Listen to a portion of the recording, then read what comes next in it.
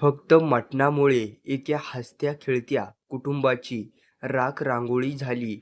मित्रांनो, ही धक्कादायक आणि मनाला चटका लावणारी घटना आहे आर्णी तालुक्यामधली. पतीचं नाव आहे मनोज आणि पत्नीचं नाव आहे चेतना. जेव्हा मनोज आपल्या घरी एका मित्राला मटणाचा बेत जेवणासाठी बोलवतो, तेव्हा चेतनासुद्धा आवडीने मटणाचा बेत बनवते. बेत बनवल्यानंतर जेव्हा खाण्याची वेळ येते, तेव्हा मनोज आणि त्याचा मित्र मटण जेवण्यासाठी बसतात.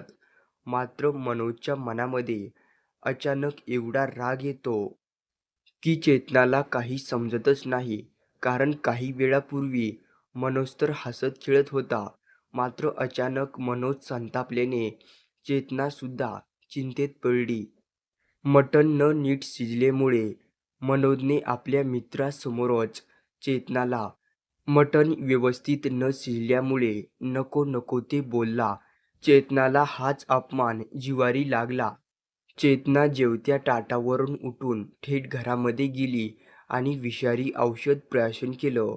सततच्या कौटुंबिक छळामुळे चेतना ही पूर्णपणे त्रासली होती. प्राप्त झालेल्या माहितीनुसार मनोज हा नशासुद्धा करायचा.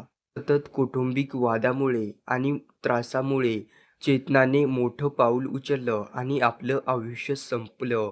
मटण न शिजल्यामुळे मनोजला एवढा राग आला आणि पत्नीला नको नको ते बोलला. एका क्षुल्लक कारणाने अख्खं कुटुंबच उद्ध्वस्त झालं. अशाच बातम्यांसाठी चॅनेल सबस्क्राईब करून घ्या.